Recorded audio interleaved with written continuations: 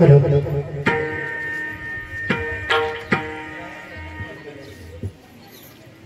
हरे राम कृष्ण हरे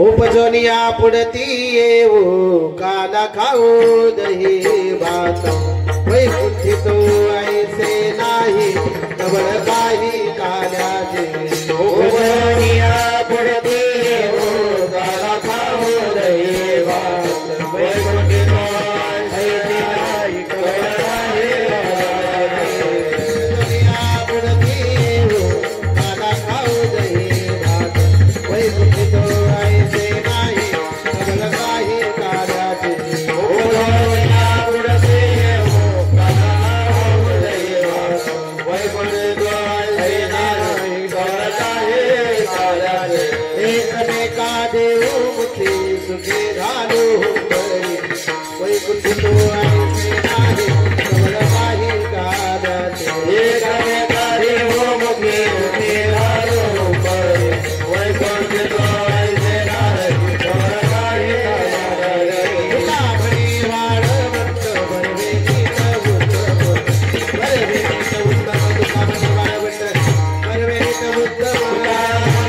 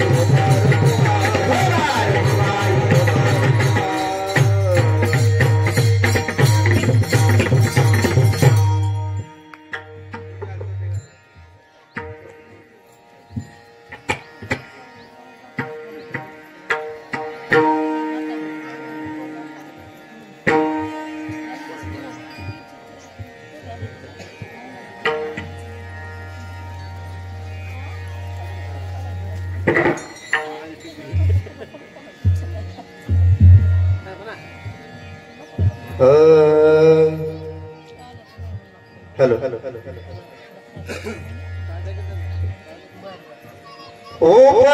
उपजोनिया पुढती येऊ उपजोनिया पुढती येऊ उपजोनिया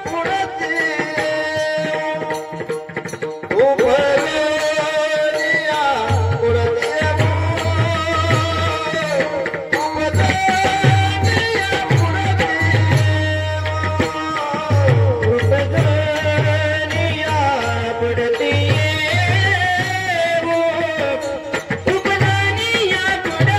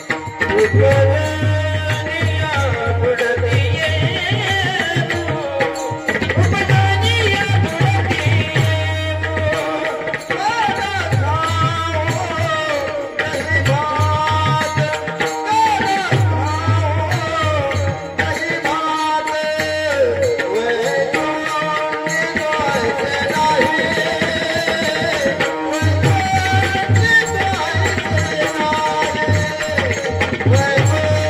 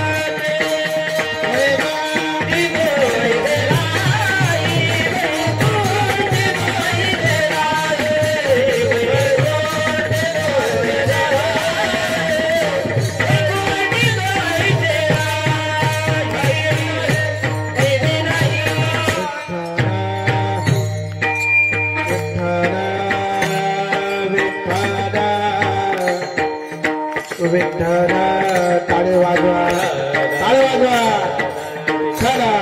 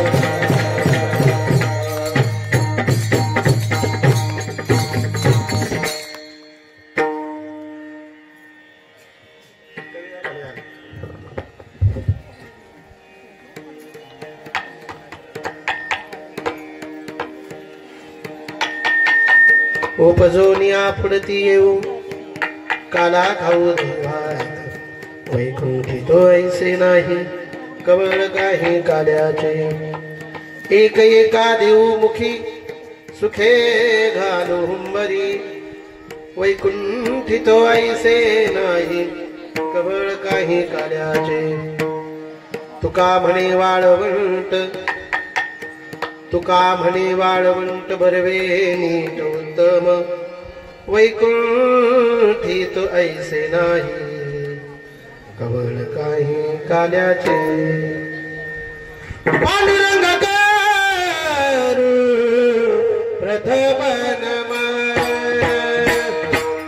पांडुरंग करू प्रथम नमन टाळे पांडुरंग करू प्रथम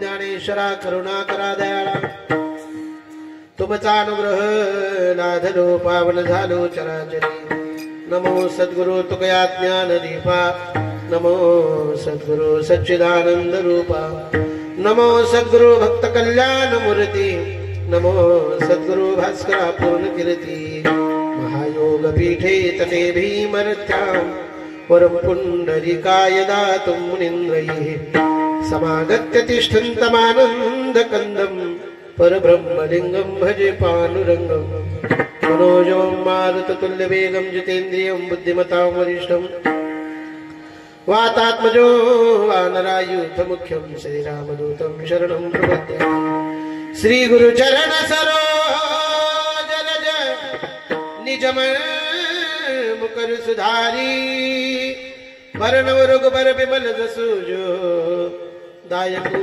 फलचारी बुद्धिहीन तनु जानिके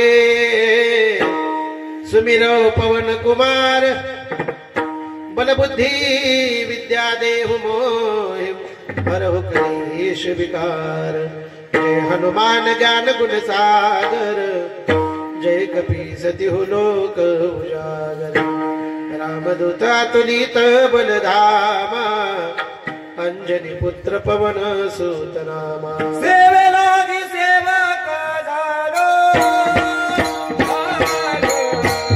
सेवे लागी सेवक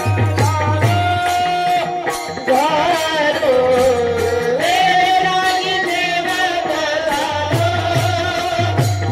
झालो सेवे लागी सेवक झालो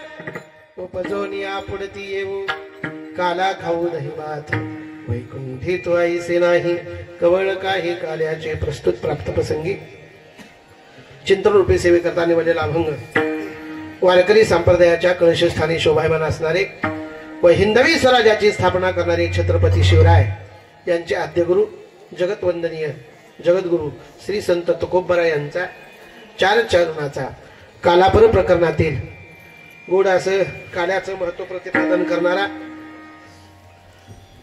अनन्य साधारण असा काला खाण्यासाठी आम्ही वैकुंठातून पुन्हा जन्माला येऊ अशी प्रतिज्ञा करणारा वैकुंठात काल्याचं दुर्मिळत्व वर्णन करणारा ती काला खाण्याची पद्धत सांगणारा आणि तो काला कुठे भेटतो याचं सुंदर वर्णन करणारा अभंग आहे. विठ्ठल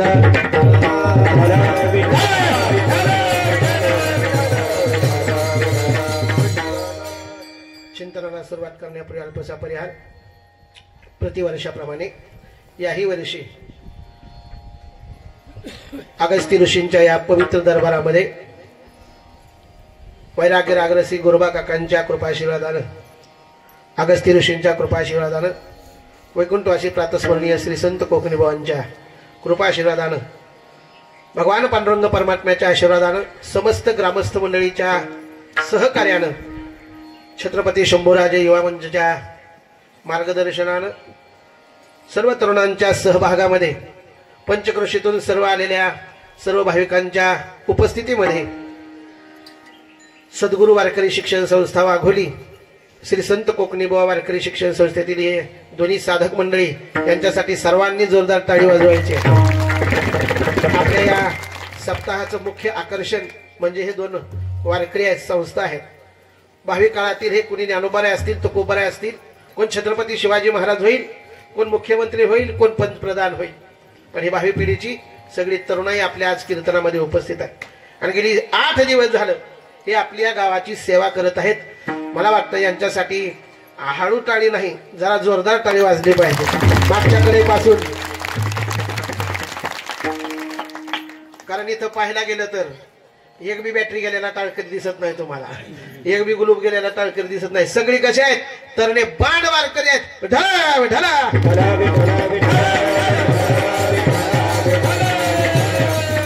गेली 7 दिवस झालं आपल्या या गावामध्ये इंद्रासारखं मृदंग वाजवणारे आमचे राम महाराज उपस्थित आहेत. टाळी वाजवायला सांगावं लागतं. आपल्या गावात आलेल्या माणसांचं आपण कौतुक केलं पाहिजे. आपल्या खिशात हात न घालता हातावर हात आदळला तरी चालतंय. विठला विठला एक राम वाजवायला दुसरा राम म्हणायला आहे. आमचे रसाळ महाराज आहेत. बालाजी महाराजांनी तर डबल नांगर बनायचं. इकडे कथा बी कथेमध्ये पण साथ द्यायची, परत कीर्तनाला पण साथ द्यायची. आमच्या संस्थेतील सर्व विद्यार्थी एका गावामध्ये चौबदारानं विना कोणी घ्यावा याची पंचायत आहे. इथं मी घेतो म्हणून भांडण चालू आहे. आमचे चौबदार मंडळी उपस्थित आहेत आणि समस्त ग्रामस्थांच्या उपस्थितीमध्ये सहकार्यामध्ये आणि विशेष करून आपल्या गावातील सर्व तरुणांच्या सहकार्यामध्ये वाजवा तरुणांसाठी एक आम्ही जिथं जातो तिथं आमच्याकडे कानानं ऐकू येत नसलेले, डोळ्याला न दिसत असलेले, हातानं टाळे वाजवा म्हणले की असं मांडीवर टाळ्या वाजणारी माणसं भेटतात. पण आपल्या गावाचं भाग्य आहे. कुठलाही कार्यक्रम असू द्या आपल्या गावातील युवक आपल्या गावातील तरुण हा पाठीमागे राहत नाही. म्हणून तर एक ठिकाणी असं म्हटलेलं आहे, आहेस तरुण तोपर्यंत भजन घे करून, जाशील मरून लोक टाकतील तुला पुरून, त्याच्या अगोदर भजन घे करून. विठला विठला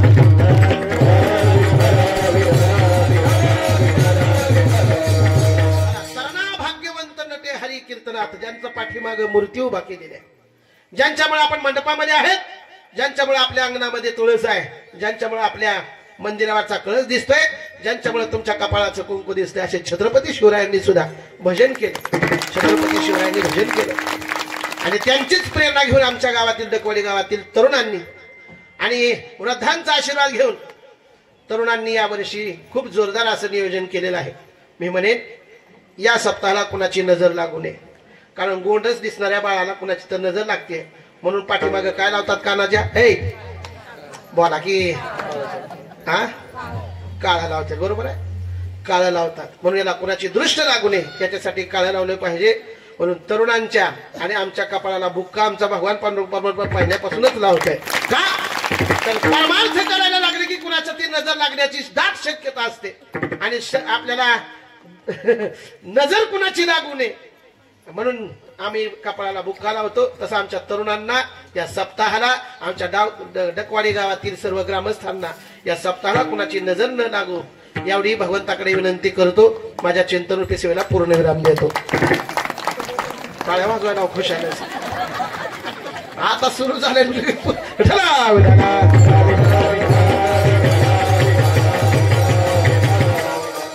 अगदी उत्साहामध्ये आपण या सप्ताहाचा समारंभ करत समाप्ती करत आहोत. या कार्यक्रमासाठी 8 दिवस झालं आमचे सर्व गायक मंडळी वादक मंडळी या लहान लहान टाळकऱ्यांनी खूप गोड साथ केले.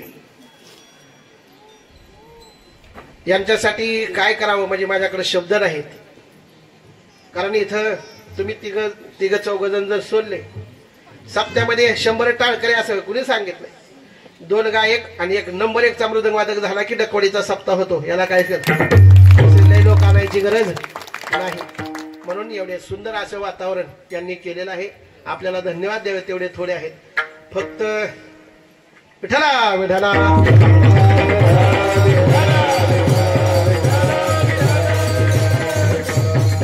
त्यांच्या लक्षात आले त्यांना धन्यवाद नाही तर पंगत पुढे कीर्तन झालेलं आहे. चला अभंग जगद्गुरु तुकोबारा यांचा आहे 4 चरणाचा आहे आणि कालापूर प्रकरणातील आहे. साऊंड सिस्टीम वाल्यासाठी एकदा जोरदार टाळी वाजवा. कायच करणार आता नंबर 1 सिस्टीम लागलाय 1 नंबर. काला म्हणजे काय हे कळालं पाहिजे प्रत्येकाला. काला म्हणजे एका गोष्टीचा काला कधी होऊ शकत नाही. 2 भिन्न असलेल्या वस्तू एकत्रित येणं याचं नाव आहे काला. 2 वेगवेगळ्या वस्तू एकत्रित येणं याचं नाव आहे काला. घरी पण आपण जेवायला बसलो भाजी आणि भाकरीचा काला केल्याशिवाय जेवण पूर्ण होत नाही.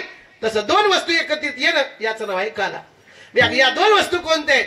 वेगळ्या जातीची माणसं एका मंडपात येणं याचं नाव आहे काला. वेगळ्या पार्टीची 2 माणसं एकत्रित येणं याचं नाव काय आहे?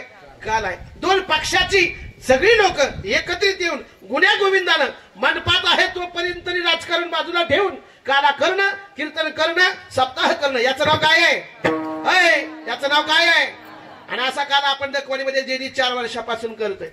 अजून पुढे किती वर्ष करायचंय? शाबास शाबास. ज्यांना ज्यांना वाटतं चंद्र सूर्य आहे तोपर्यंत हात वर करा. त्यांनी 1 2 10 12 15 20 बाकी काय पाकिस्तानातून आलेत का काय? नाही बाकीचे ज्यांनी हातवरी केला नाही का ती परगावचे आहेत. लक्षात घ्या जोपर्यंत चंद्र सूर्य आहे तोपर्यंत या सप्ताह आपल्याला बंद करायचा नाही. मग लय मोठा हो नाहीतर छोटा तरी हो पण सप्ताह बंद पाडायचा नाही. आम्ही असू किंवा नसू याच्यामध्ये कोण जाईल किंवा कोण राहील फक्त एक विनंती आहे आपल्याला. अगस्ती ऋषींचा सोहळा आहे सप्ताह बंद पाडू नका. विठ्ठल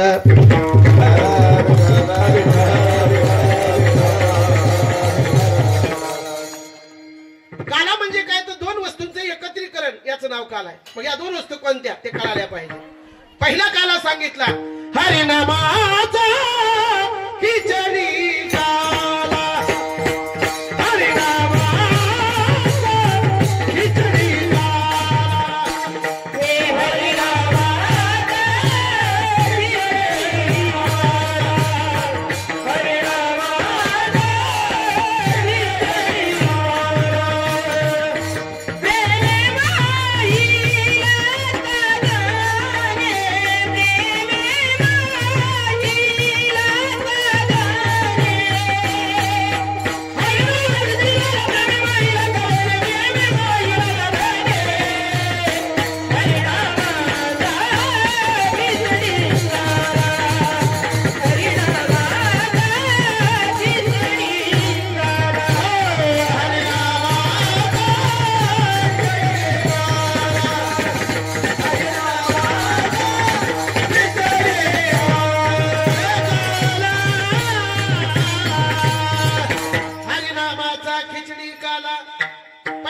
सांगितला तो हरिनामाचा काला.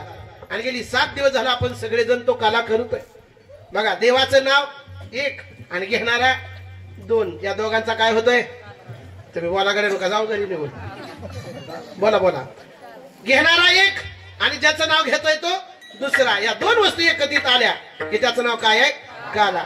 आणि तो काला कसा केला पाहिजे? प्रेमे मोहिला साधने प्रेमानं केला पाहिजे. भजन कसं केलं पाहिजे हिप्पलकर महाराज? भजन कसं? हा झोपून हिप्पलकर माऊली सारखं भजन केलं पाहिजे. कुठं असेल तिथं इकडं मंदिराच्या पलीकडे बी नेलं तर भजन ज्ञान बा तुकाराम चालू. लक्षात घ्या लक्षात घ्या. प्रेमानं भजन असावं. नाथराय सांगतात प्रेमाविन भजन नाकाविन मोती आणि अर्थाविन पोथी वाचून. अर्थाशिवाय पोथी नाही आणि प्रेमाशिवाय भजन नाही. माऊल्यांनो जर नाकच नकटा असेल तर 5 तोळ्याची नथनी जरी घातली तर काय उपयोग आहे का? म्हणून नाकाविन मोती. जसं नाक नसल्यानंतर नथनीला किंमत नाही तसं प्रेम भजनामध्ये प्रेम नसेल तर त्या भजनाला किंमत नाही. म्हणून प्रेमाविन भजन. आणि तो काला कसा करायचा? प्रेमे मोहिला साधने.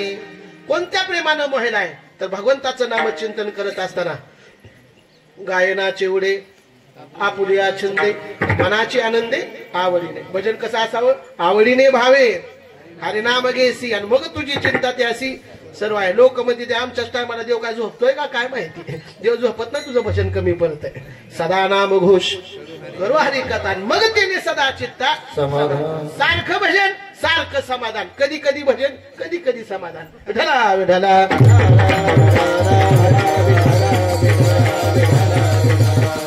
आणि समाधानी नसण्याचं एकमेव कारण आहे आम्ही काय करत नाही?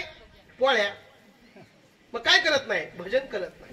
सदा नाम घोष सारखं सारखं भजन करा तुम्ही सारखे समाधानी राहाल. मग कधी कधी भजन केलं तर कधी कधी समाधानी राहाल. म्हणजे तो भजन करत असताना त्याच्यामध्ये प्रेम असावं. किती भजन भजनामध्ये किती प्रेम असावं. पैगा घोंगारू पैगा घोंगारू पैगा घोंगारू पैगा घोंगारू पैगा घोंगारू बांध मीरा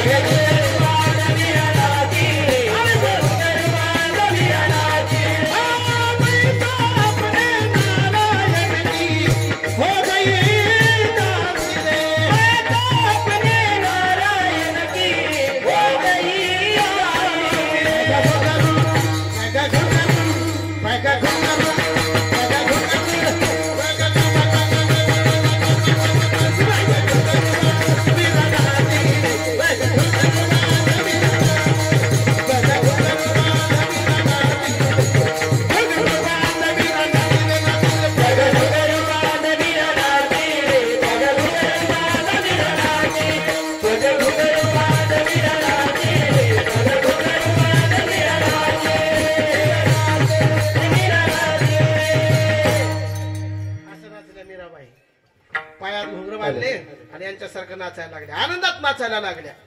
पण त्याचा परिणाम असा झाला राजाची मुलगी आहे आणि राजाच्या मुलीने पायात घुंगरू बांधावं गली गलीमध्ये जाऊन नाचावं. लोक नावं ठेवायला लागले आणि चांगलं कार्यक्रम चालायला चांगलं भजन चालायला लागलं की लोक नावं ठेवल्याशिवाय लोकांनी नावं ठेवली की ओळखून घ्यायचं आपला रस्ता नीट आहे. विठला विठला.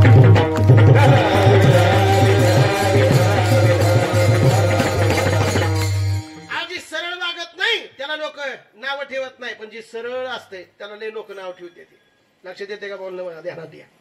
काय म्हणतो मी? कुठपर्यंत आलतं? मीराबाईचं भजन चालू झालं. लोक नावं ठेवायला लागले. जसे लोकांनी नावं ठेवले वल्लांनी सांगितलं विष का प्याला रानाजीने भेजा पीबत मीरा हसी रे पग घुंघरू बांध मीरा नाची रे. मीराबाईनं घुंगरू बांधले आणि नाचायला लागल्या. वडिलांनी सांगितलं तिला एकदा तर विष घ्यायला लाव नाहीतर भजन बंद करायला लाव. मीराबाईनं मी भजन करण्यात सांगतोय. किती प्रेमानं भजन असावं.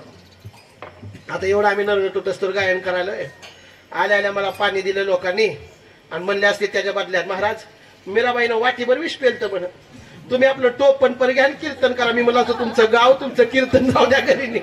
लक्षात येते बोलणं. आमचं भजन प्रेमानं नाही म्हणजे आमचा काला होऊ शकत नाही. पहिला काला सांगितला हरिनामाचा खिचडी काला आणि प्रेमे मोहिला साधने.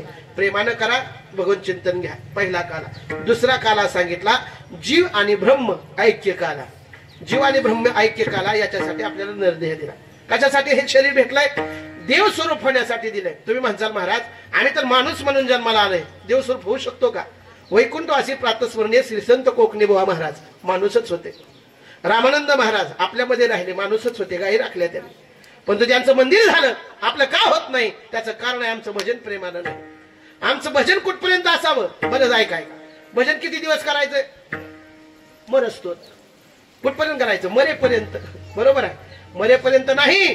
जोपर्यंत जीव आणि हा शिव एक होत नाही, अहम ब्रह्मास्मी, मीच देव आहे, हे होत नाही, तोपर्यंत भजन बंद करायचं नाही. मग कोणतं भजन? हरिनामाचा खिचडी काला. दुसरा काला सांगितला हे शरीर हा जीव आणि देव एक झालं पाहिजे, तो दुसरा काला.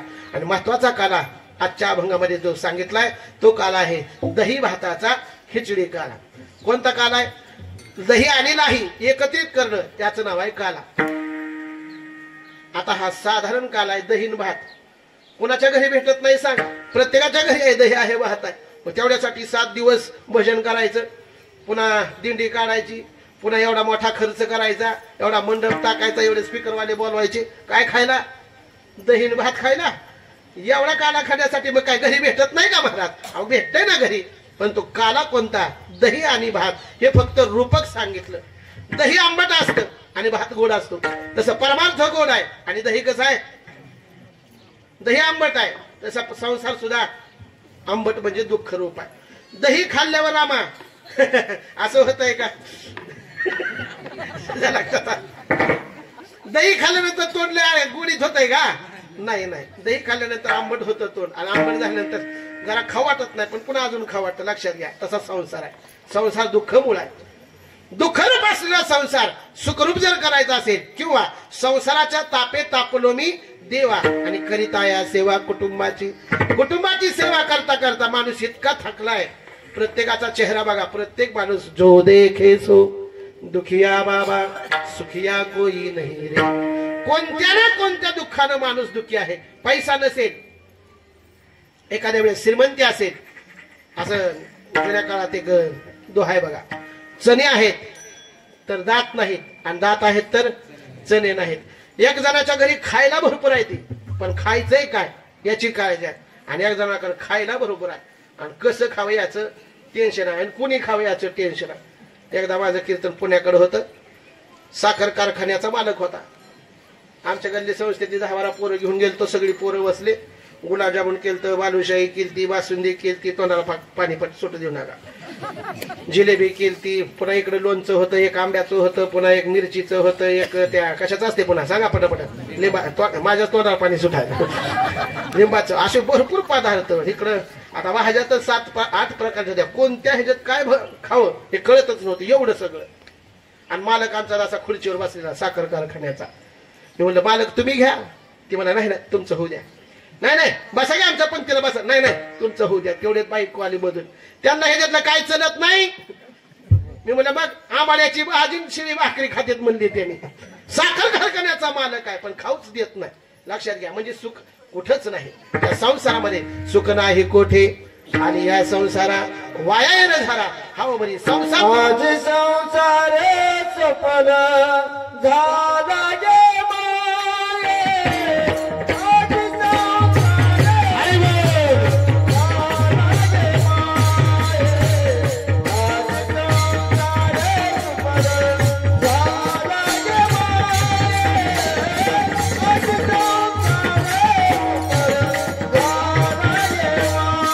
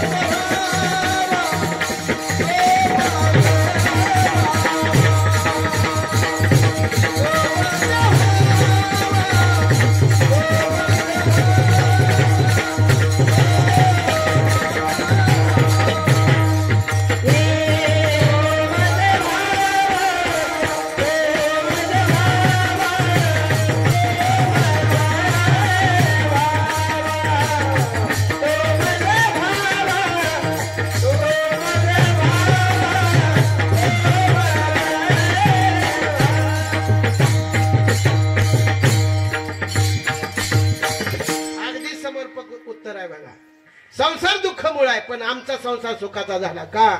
आजी संसार सुफळ झाला गे माये, देखिले पाय नवऱ्याचे. बरोबर आहे का?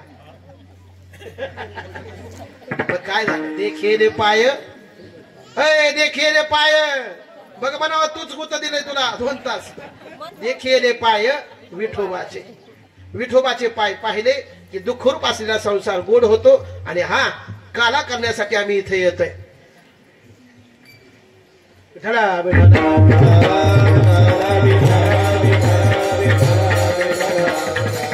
लक्ष देऊ नाही का? घरून येताना अनेक संकट आपण डोक्यात घेऊन आलेलं आहे. घरी दुःखच आहे ना. घरून येताना, घरून इकडे येताना दुःख घेऊन आलोय का नाही? बोला. इथं बसल्यानंतर दुःख होतंय का?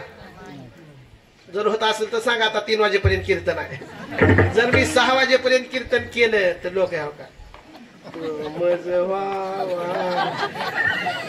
त्याच कुणी कीर्तन घेतलंय त्याला आम्ही बघायलोय. ऐका ऐका, इथं मंडपात बसेल ना, जोपर्यंत तुम्ही मंडपात आहे तोपर्यंत दुःख तुम्हाला शिवत सुद्धा नाही. त्याचं कारण आहे आम्ही दुःखरूप असलेला संसार पाठीमागं टाकून सुखरूप भगवान परमात्म्याकडे जातोय. याचं नाव आहे काला. आणि हा काला खाण्यासाठी तुकोबारा म्हणतात, मी पुन्हा जन्माला येईल अभंगाचं पहिलं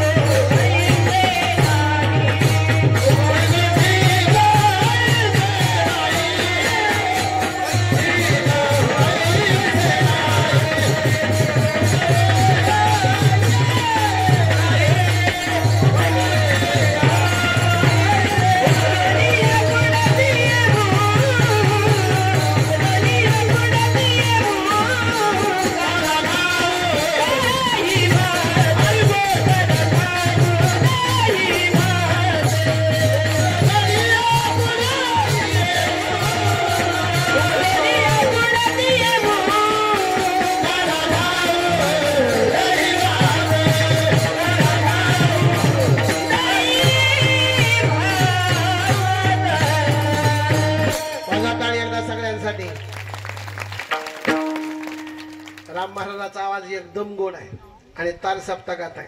पण आमचे बालाजी महाराज बी काही कमी नाहीत. आज दोघाच्या अशी जुंपल्या म्हणता आणि मध्ये आपला बैलगाडा आपला थाकायला आपण जिकडे कमी पडते तिकडे चाबूक हाणायचा. आपण ही चाबूक हाणून दिना गेली ती दोड चाललेले आहेत. 1 नंबर कीर्तन.